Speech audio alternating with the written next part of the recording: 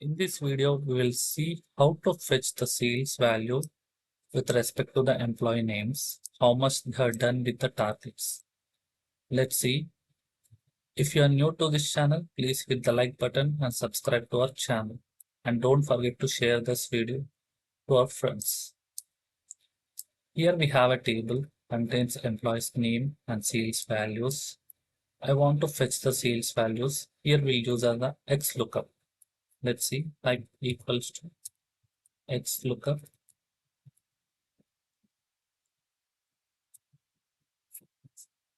Select this cell, that is lookup, comma, and select this data, comma, and select this data, close the bracket, enter. Now for MLS Davis, we have $1,35,200. If I copy paste Michael Johnson, here we get according to the sales values with the respect to employee name.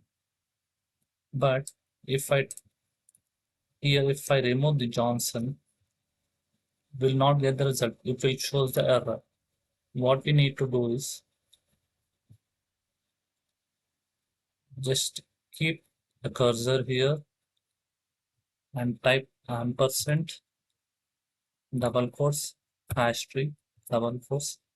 Here the asterisk denotes it will look up the employee name after the Michael, whatever it will be there, not the asterisk, and type double two commas and just type two. The type two regards the wildcard characters matches and close the bracket, enter.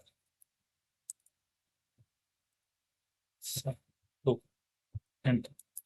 Here if we type Michael, we'll get $95,750.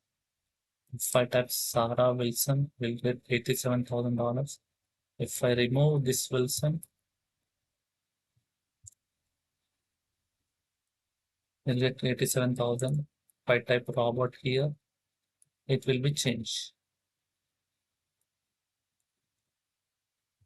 If you like this video, please don't forget to like, share and subscribe. Thank you.